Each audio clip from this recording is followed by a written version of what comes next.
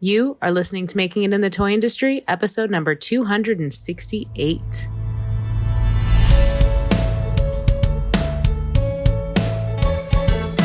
Welcome to Making It in the Toy Industry, a podcast for inventors, entrepreneurs, and makers like you. And now, your host, Azhelle Wade. Hey there, toy people. Azhelle Wade here, and welcome back to another episode of Making It in the Toy Industry. This is a weekly podcast brought to you by thetoycoach.com. Ladies and gentlemen, our guest today has been making families laugh, bond, and probably fight a little over game night for years now. His game designs have been played in living rooms across the world. He's negotiated deals at companies big and small for himself. He's the inventor behind hits like Beagle or Bagel, Bears and Barrels, Blue Orange, and Piggy Piggy.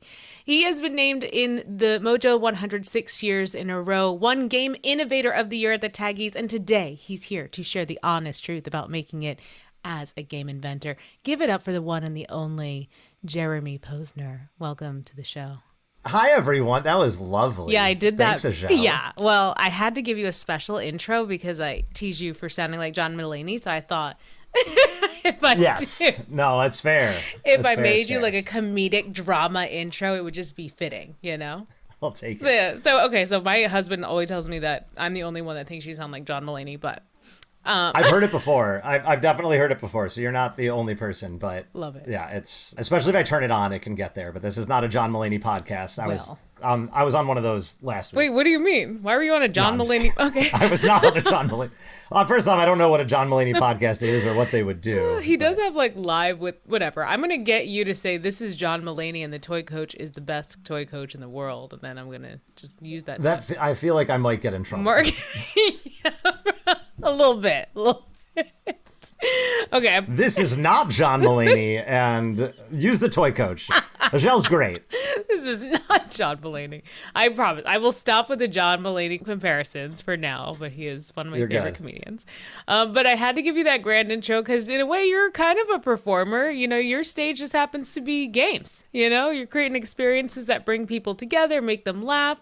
But what most people don't see is the journey behind it.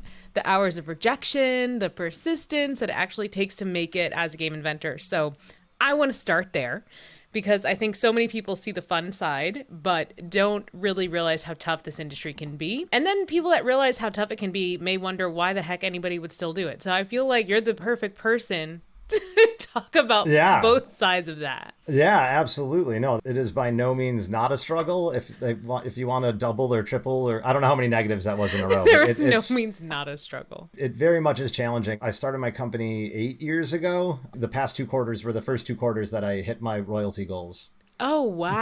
First 2 consecutive quarters that I've hit my royalty goals. So it's been a while. How grandiose were your royalty goals? I mean, I would like to fully support my family on my royalties. And yeah, they're high, but not crazy high. Like I would like to more than survive. Yeah. I mean, you and the rest of America. Fair. I'd like to kick things off by having you finish this sentence for me. The thing that surprised me most about the toy industry was... It's interesting. I would say the discrepancies in trust between the toy industry and the game industry. Wait, what? So I started in toys. I used to work, before I started my company, I was at Big Monster Toys for 5 years. Before that, I was at Ray Kemper Invention and Design. And in toys, people are very secretive. People are, this doesn't leave the building, like, don't talk about this outside of work, all of that. Like, there's no way you would tell another toy inventor the toy that you're working on. Right. And in games, it's so much of just like, oh, here's my game, play it with me. Like, here's literally all of the secret sauce. What do you think? And like, it's been really weird seeing both sides because like, I don't know if I ever made a formal decision to be like, I do more games now than toys. I have like, if you look at the wall behind me, it's like pretty much all games. And I've one toy that has done fine, done great. It's Jixels. It was my first license ever, but cool. I've definitely done a lot more games than I have toys. But when I first got into games, I feel like there was a lot of like me trying to be so super secretive. I followed some like practices that I saw at my previous jobs, and there's a lot of like, oh, I don't want to show that right here because we're out in the open. And it's like, no, really? who's actually, oh yeah. Yeah. I used to get disclosure signed for every single item that I showed in every single meeting. Wow. I'm amazed people met with me.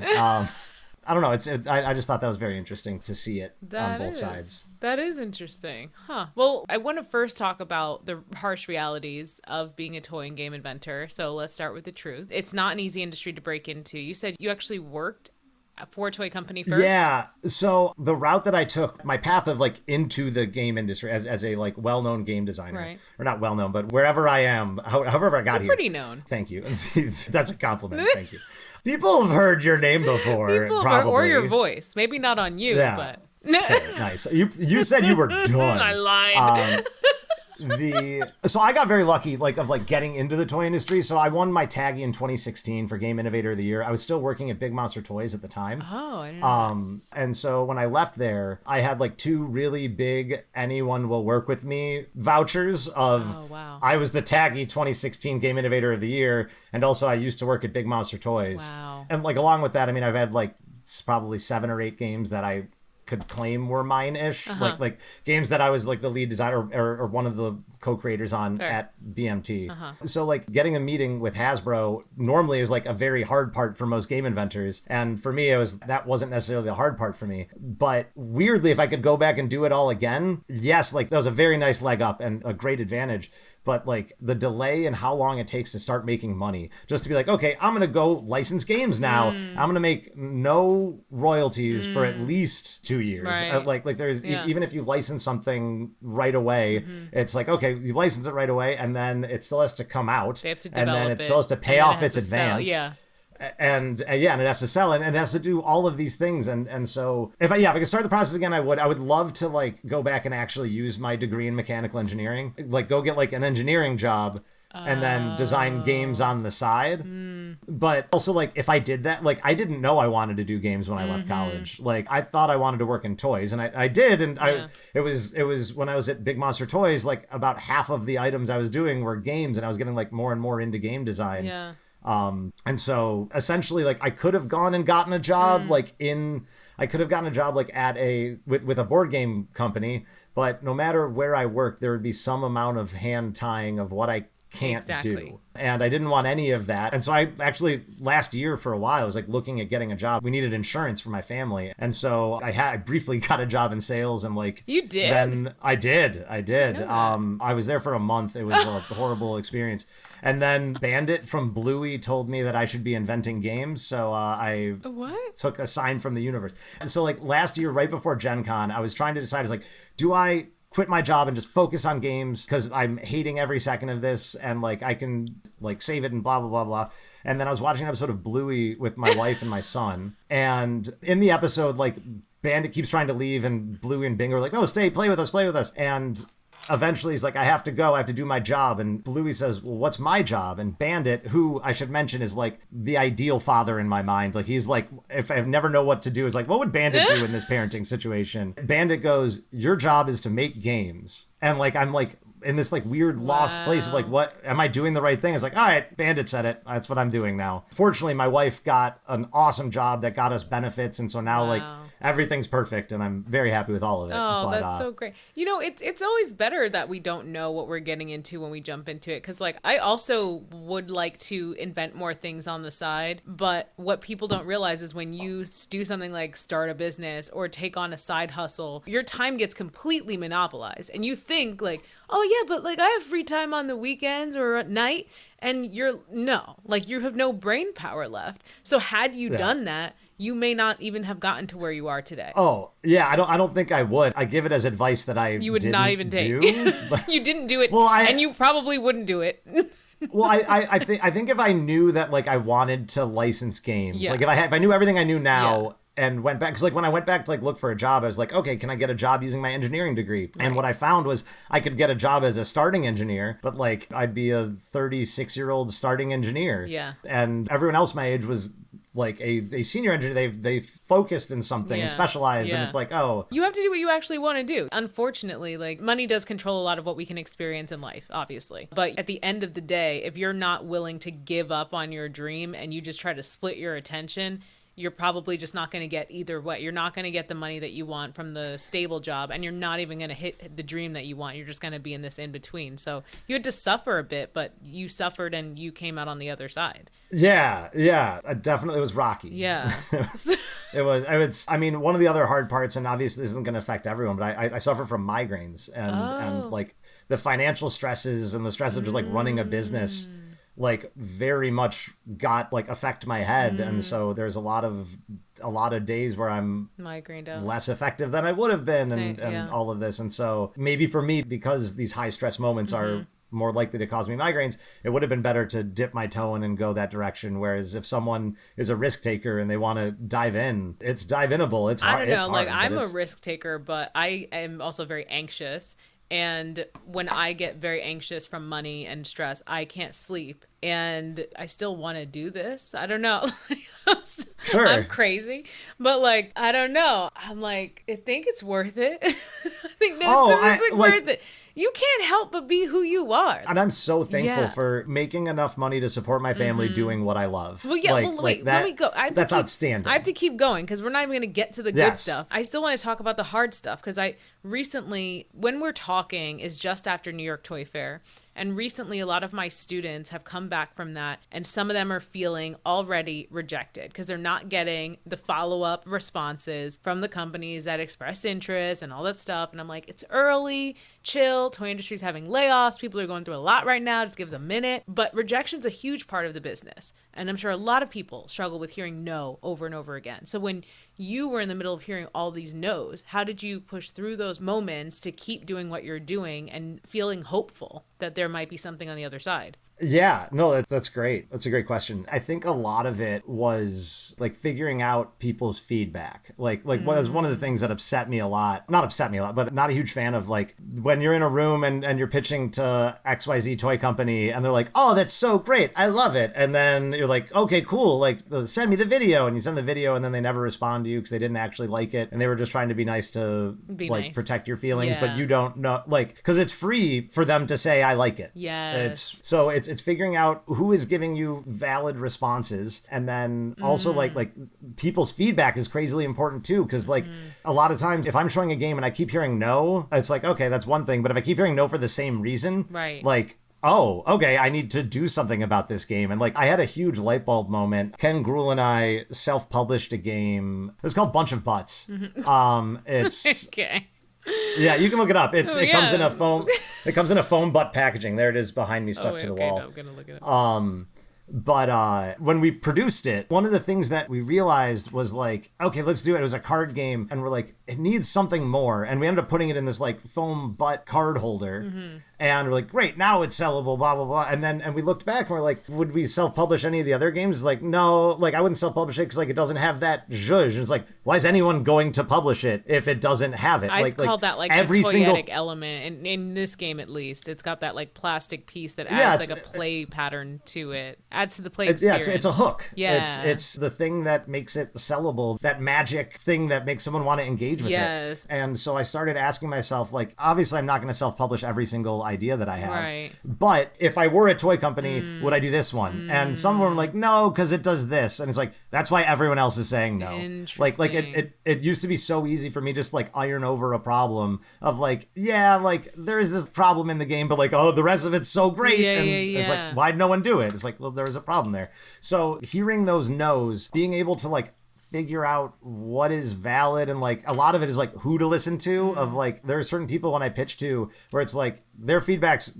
means way more to me than other people I pitch to's feedback, because it's like, oh, like you are looking at this the right way. And sometimes people will try and send you down a rabbit hole, and sometimes they'll say they like it, and if a lot of people are like, I like it, but no one asked for the prototype, they didn't like it. I know that is a hard thing for people to understand, or at least like it didn't work for them for the company. There's so many times where I'll pitch a game where it's like, I love this game and I would play it, but it's not for our company. That one is a very interesting one. I feel like new people in the industry don't take that one as a no, even though it is a no. I think they hear it and they think, oh, but they love it, and they don't realize like, yeah, but they just said it doesn't work. Yeah, it doesn't matter. You could sell them a handmade prototype, maybe. It's not a great way to make money. Maybe. So what keeps you in the game? There are a lot of talented people that start this thing as a toy inventor, but they don't stay with it. What makes you keep going even when it's tough? I think getting to do what I love is a big part of it. It's just very motivating to get to keep doing what I love. It's a very fun industry that feels like it was built for me, especially licensing wise. Like, I'm a very ADHD person. I love like the fun, first exciting part of a project. But, like, I don't want to finish it. Right. And like, if you don't look at like the design of the game as the entire project, but like the manufacturing of it as the entire project, then I just get to do the fun part where I make the game, and then I get to go like, all right, now you take over, and like there's contracts and other things that aren't the most fun in the world. Yeah, the fact that I just get to do the most fun part of that job over and over again, it's very exciting. If somebody called you today and they were like, Jeremy, I want to be a game inventor, what is the first thing you would tell them? Oh man, there's a lot. The first thing. Would it be an encouragement, a warning, a little bit of both? I would say start as a side hustle. Even though you didn't do that. Even though I didn't do it. Even though that probably would have been doable. at the detriment of your success. Yeah, no, it would have. You see? Look at you. I get it. No, you're Nobody right. asked him for advice. No. No, it's like... Okay, wait. Here's maybe how we have to frame it. If you can handle maybe not being able to feed your family for, 7 years? Is that what you said? Somewhere around there. Maybe the stress of that, then you could do it without a side hustle. Yeah, no. And then the advice that I would have on top of that would be get a lot of ideas. Start with a ton of ideas and pare down. Keep on creating idea after idea after idea after idea. Like, figure out which cream has risen to the top. By pitching it, all of them. No. I for every game that gets shown to a client, I would say, I mean, it depends what you count, like making a game of like, oh, I threw together a quick test in Tabletop Simulator for this game. I've probably made like 70 games for every one game that gets pitched. Wow, okay. But like a lot of them are like, oh, would this work? Let me put it. Oh, no, that's broken for this reason. Or like, oh, does this work? Yeah, it works, but like it wasn't fun at the first play test and it's not worth following. And so like they're like starting with a lot so that you can be picky is definitely helpful, but it requires a ton of creativity. Interesting. Yeah. So you've worked with some of the biggest names in the industry, Mattel, Hasbro, Spin Master, crazy. But I'm imagining at that level, even when you get there, it's not easy. Even when you're in that, you said you got in the room with Hasbro immediately, and it still wasn't easy. So what is the hardest part of working in the space of bigger toy companies versus pitching to mid-size and smaller? They definitely have higher standards, but there's a nice solution to that where like if I license not a great game to a small company, that it's not going to make me money. I'll get an advance, but it'll just die before I make any money. Okay. And so like the game has to be great if it's going to make me money, regardless of who it's licensed to. So it's really just made me kind of keep my quality up and up and up and up and up, which is, I think that it's impossible to sign a bad game with someone big. Not impossible, but it's hard to sign a bad game with someone big.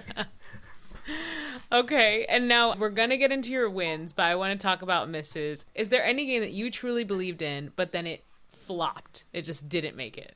Yeah, I'll get excited about some stuff. There's like a million examples of this that I don't want to share because like I often go through my graveyard and like, oh, can I save it for this? Can I save it? I have one that I'm happy to talk about. Yeah. Okay, it was a title for a game. It was a theme that I put on. I've since rethemed because I realized it was an awful title. Okay. But the name of the game was The Old Ball Game. What does that mean? Well, so it's a reference from the baseball song of like "Take Me Out to the Ball Game." Okay. The old ball game, but it was called The Old Ball Game, which reads very differently. And like obviously, I was playing on that, and the game had a lot of like shriveled up like basketballs and soccer balls in it. It was a weird swing that I took for like a party card game that and like I was so excited about it at the time, and people like look at you like, are you all right, man? Yeah, I'm just like, it's fun. Yeah, like essentially it's like I get the joke, but like I'm not going to do this. And it's like, oh, okay. It's great. Were there any that like actually made it to market that flopped that you can share? Kind of throwing people under the bus, but yeah, no, I will say just for full transparency, like getting a game on market is not the win. Like, I remember I asked my old boss when I worked at Big Monster Toys, and I said, Brian Kajowski, when do you celebrate the win? Is it when something gets optioned? Is it when something gets licensed? Is it when the license is actually signed? Is it when they paid you the advance? What is it? And he said, if after Christmas it's not on clearance, that's when he gets excited. Yeah. And so, like, there's so many parts that you kind of have to wait through. And so, I mean, I have 32 games that have come out. And more than half have never paid off their advance and will never pay off their advance. Wow. Like, they just didn't get off the starting block. You know, there's some newbies that listen to this episode. Will you just explain paying off the advance? Yeah, so when you license a game, you will often get an advance. If you're not offered an advance, fight for it. Or if not, make sure that there's some time stop deadlines in your contract to get your idea back, because otherwise they can just say, we'll take it and not give you anything. But it's an amount of money the company will pay you anywhere from, I've seen in the industry, low end, like $1,000 to high end. I've seen in toys, I've seen 6-digit advances. And the advance, it's money that you get when you sign the contract or soon after signing the contract, but it all goes against future royalties. So if you get a $10,000 advance, the first $10,000 that company would be paying you, you don't get because you already got it. And then so once you've paid off your advance, then you're making money on top of that advance. So you get your advance, and then your game slowly pays off its advance, or hopefully quickly pays off its advance, and then you start making more money on top of it. Which is different from an option. Yeah. So an option is essentially a company buying a first right of refusal. Right. So they'll say, hey, we'll give you $5,000 for a month to Just hold the not idea. show this to anyone. And we get to do it if we decide we want to do it, but we're not going to give you anything else. But the option goes against the advance, which also goes against royalties. So if you get a $5,000 advance, then instead of getting a a $5,000 option, instead of getting a $15,000 advance, you might get a $10,000 advance. Great. That was perfect. All right. At the end of the day, would you say all this was worth it? Yes. Oh, that's nice. Yeah. Did it take 8 years to feel that way, or like when did you? It took a while. I mean, it's hard, but I mean, I'm very lucky to be where I am and to be doing what I'm doing and loving what I'm doing. And I have a phenomenal family as well. And I'm a lucky guy. Do you think you got better at game design and that's why things are significantly? Okay. I was going to say, or did the opportunity finally came? No. There was like a ton of work. Like probably about 4 years ago, I started actively trying to get better at my job as opposed to just doing it and hoping. Like for like the first like 3 years, I was just like, I'll just keep making stuff and That's the definition that stuff of eventually insanity. licensed. Like just doing the same thing. Well, and like I was getting some licenses, but like I know at the end of my career, I will have made 80% of my money, maybe 95% of my money on like 1 to 3 titles. Right. Like it's going to be all evergreens. And so I started aiming for evergreens of saying like, okay, if this thing can't be an evergreen, then why am I doing it? Right. Like all I want are the ones that have the chance to be on shelf for this long. So definitely changing for aiming for that. I audited my process a lot more of just like sat down and looked at what I was doing and like, okay, where's a bottleneck? How can I work through this? How can I get better at this? And there's a lot of that. I started training creatively, which is like I've borrowed from a few places and kind of made some of it up on my own with just like a ton of guess and check work of like how to get more output out of my brain.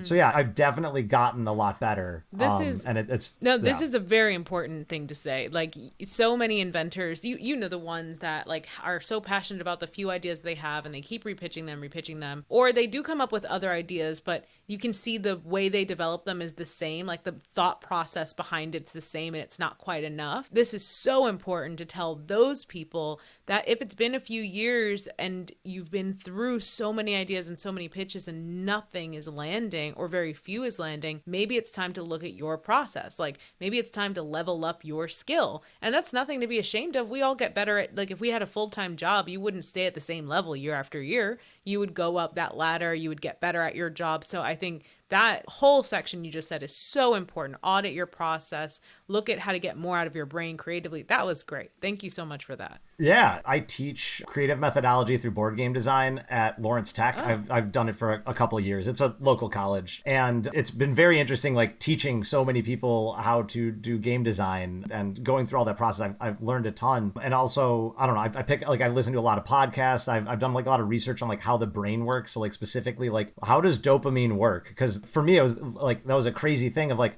I'm designing games which are all trying to get essentially mainly dopamine spikes while people are playing, and like I don't know how it works. That's insane. Like I'm spending all day trying to get dopamine spikes in people, but like I don't know the basics. So like learning how the brain works was huge. The other piece of advice that I would say too, of like if someone's out there pitching the same game for a couple years and it's not catching on, like there's a thing that I've learned in game design, and this might be a bit hyperbolic, but essentially from what I've heard and seen is that the first 100 games that you design will be bad. Like get your first 100 games out of the way. They're going to be bad. Yeah. There's a lot that you'll learn. There's a lot that you'll figure out. And like, if that first game you don't license, like you didn't lose, you learned. Exactly. It was a learning opportunity. Yes. Like, what are all the things you saw happen in that? Great. Take that, build another thing. Yeah. Like it's just, there's so many shots that need to be taken. No, that 100 ideas trope is for anything. Yeah. I've heard that so many times in many industries. So your games, at least the older ones that I'm looking at, like the Barrel of Butts and things, or is it, bunch of butts. Bunch of butts. How Barrel dare of, you? Was I mixing up two? I did. I blended. Well, there's bears and barrels. Oh, bears and barrels and bunch of butts. Well, and bunch of butts. There's also beagle or bagel. Yes, there's a lot of B letters.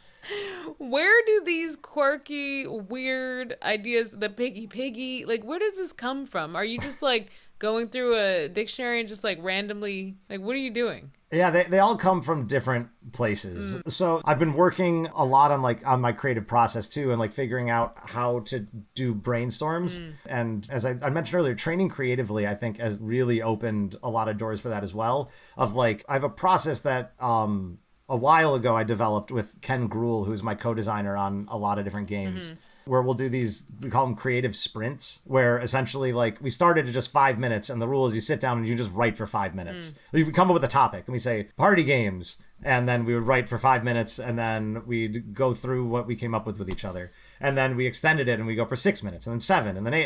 And now I do them for like 20 minutes at a time. Like, fortunately, it's this fire hose that I have found of like I do them every day. And sometimes like, one of the problems is that like I have so many ideas that I cannot follow all of them. And so sometimes just to keep the brain strong, I brainstormed lion celebration touchdown dances they could do. Like where it's like I know I'm not going to do anything with this list. I just need to practice my brainstorming. That's so interesting. Yeah. So it was like, it was a fun thing to do. And I would love to find like a outlet for that too. If I could find a place where I could actually make money with my excess brainstorming, but whatever.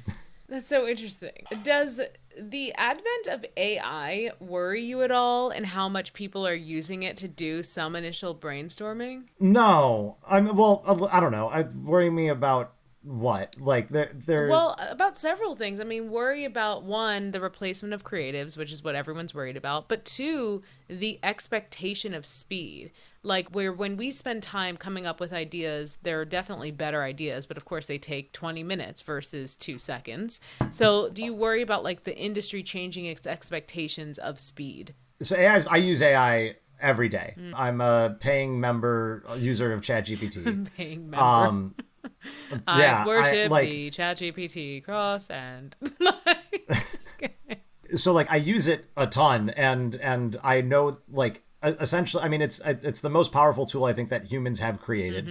And I do think that, I mean, it's coming for jobs, and there's some jobs that are more secure than others. There's some jobs that are already not secure. I have a cousin who's getting a degree in industrial design, and I talked to him. I was like, hey, have they talked to you about AI? Like, are you worried about it? And he was like, no one's really, we haven't looked at AI. I was like, that's crazy to me. Wow. Because like, he told me his project for the year, and he's like, it was design some shoe for this whatever, and I'm like, I put a prompt into ChatGPT. I was like, would this work? He goes, yes, that like, obviously if I could show that I did that work, like that would be a big part of my final project.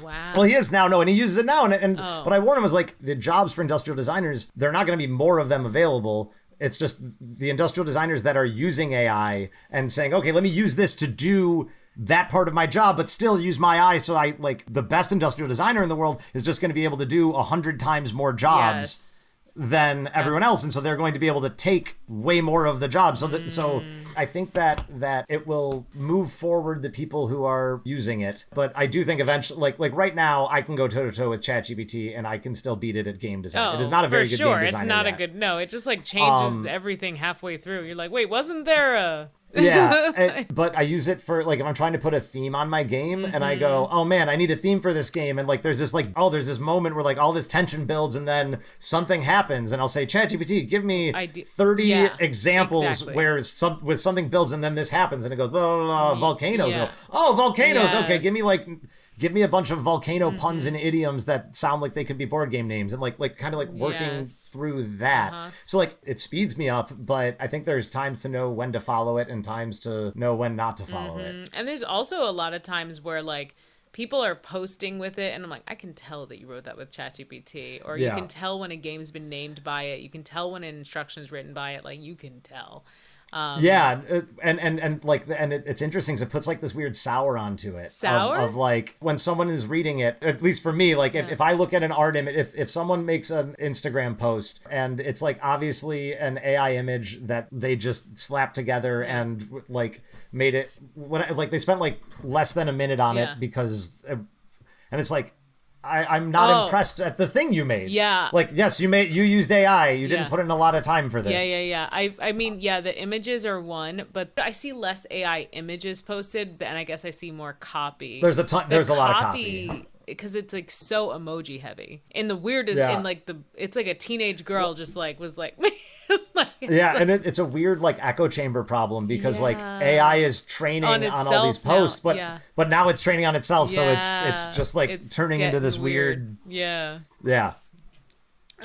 this definitely is great. odd. I want to talk a little bit about playtesting. It's a big part of game development. Have there been any moments when you playtested that a playtester completely maybe broke your game, changed your game, you were rethinking all of your life choices? Like, what was there like a moment? I think that my access to playtesters is phenomenal. I love my playtesters. I have a really, really great group, and they've often make lots of suggestions that make it to the next round, which is phenomenal. When you say break my game, do you mean like they break a physical prototype, or like they broke break the function? Gotcha. Yeah, I mean, I often will play test something that like isn't a game yet. Of like, oh, is it fun to see these pictures and come up with a word related to it? Oh, that's interesting. Yeah. And it's like, okay, let me test that. And it's like, oh, that's kind of fun. All right, let me build a structure around it. Right. Where so like by lowering, I use the term MVP, minimum viable prototype. Yeah. So like by lowering the standards of the minimum viable prototype, like. It pisses off my playtest. It doesn't piss them off. Prototype. Oh, interesting. Yeah. I say minimum viable product. Gotcha. Yeah. But like my playtesters put up with me a ton because we'll start playing a game. I'll be like, great, let's test this thing out. I'll explain it. We'll do it for like 30 seconds. Be like, great, I got what I need. And they'll be like, can we finish it? And it's like, no, I have 12 more. Like, sorry. No, like, that's actually really smart. Yeah. And it depends too, because there's certain play tests where I do want to like bake a game more of like, okay, this isn't its first time to the table. Because like the first play test usually happens in Tabletop Simulator because I can build a deck so fast there. Yeah. And then go, okay, does this feel right? And I get the numbers tuned in, and then I can build a physical thing, get it tested with like a small test, and say, okay, this is fun in person, or no, there's a discrepancy there. We have to figure that out. And if it is, then it moves to a bigger test with people, and that one will get more of a play. Got it. Now, looking back, is there a game that you've created that you're really proud of? I do. I love all of my babies as a cop-out answer. Oh my gosh. I do think though that Mantis is really special. It's my game with Ken. Well, it's with Exploding Kittens that I co-designed with Ken. It's a very elegant game. The way that we ended up making it was, there's a term that we use in game design that Quentin Weir said first, he's another co-designer, that he was talking about the path of least resistance, of like the game is trying to go a direction and you can try and go that direction. I heard Peter C. Hayward on a different podcast called it like following the dog, of like, if you're leading your dog in a field, your game's somewhere in that field and you're trying to lead your dog to it. It's a lot easier if you just let the dog off leash and let it run and run behind the dog and like build the game that way. And so like that path of least resistance, I think like it can make some really awesome games. And I feel like Mantis followed that path so quickly from once we got the cards to the table. So the interesting thing about Mantis is the back of the cards is 3 colors and the front of the card is one of those 3 colors. And the game idea actually started where I pitched that card to Ken, and Ken said, how do you play? And I said, I have no idea, but I was like, we should build it. Because the same thing happened to me with Beagle or Bagel. I had Beagle or Bagel in my head for like, I don't know, months. And eventually I was like, I just need to make cards. And I made cards, and soon after I had the prototype. And with Mantis, we made the cards, and like within 40 minutes of making that deck, we had 98% of the final, like that game. Wow. I mean, maybe 100%. I mean, we were everything but the 2-player variant of that game we had. The game industry has been growing so much so fast. Like, do you foresee an end in sight? Like, when you look at it, do you ever think like, okay, where is the end? It just seems like there's always opportunity to get more things licensed, more things are doing well. Is there going to be a time where like an end to this like interest and insatiable need for more party games and family games? And yeah, so I think that the question is different for party games and for family games. I think party games are getting to a point where they can be viewed as periodicals. Where like this game will come out, it will be out for a year because it plays. It's the next. That's what she said. If you go look at the party games right now, they're all like they were all hashtags on Instagram at some point. And like as more hashtags come out, we'll make the game that makes the most sense to fit that. Yeah, they're very trend driven, and so those games I think will churn and burn, and like a lot of them will be like, oh, here's a Cards Against Humanity clone that plays this way, and oh, here's a catchphrase clone but plays into this funny thing, and like there will be that churn. I think family games are a little bit different. Obviously the theming and everything will stay on point, but almost like Bitcoin being mined, I feel like we're in this like big place of like discovering games right now, and like humanity is getting a lot better at making games, and I think we're all getting better at making games, and like we're finding these games now. I've had this conversation before of looking at the space of all possible games.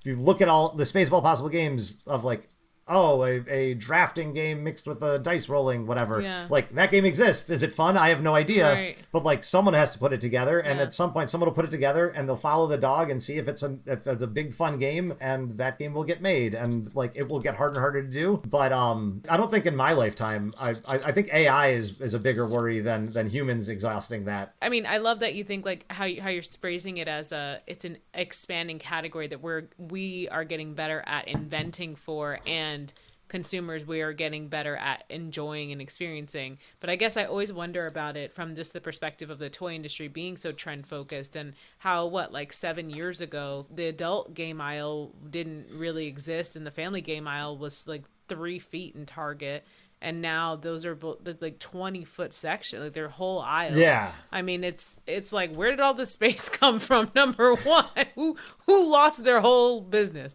for this space to come out of nowhere? And then like, two, like where's this gonna go? Like, no, I think we're on a bit of a bubble, and I think that it's interesting. I mean, if you look at Target has like a heavy turnover. Like Target likes to sell 100,000 units of a game and then sell another, like, and then switch games, and the next year sell another 100,000 units of a different game, and then switch games. And like, they're not trying to build evergreens because they have found that they can sell that 100,000 units to the same person over and over again by changing the game. Yeah. So weirdly, like, everyone kind of piles onto that. Not everyone, but a lot of people pile onto that Target direction of okay, like making games for this churn and burn, which, and I fully understand why Target's doing what they're doing. They're selling a ton of games, right, and they are responsible. I think, like, I mean, when they started carrying Catan and Ticket to Ride, like before like way before I thought they should be. And like, obviously I was way wrong. Like they've done so much for the industry of blowing it up and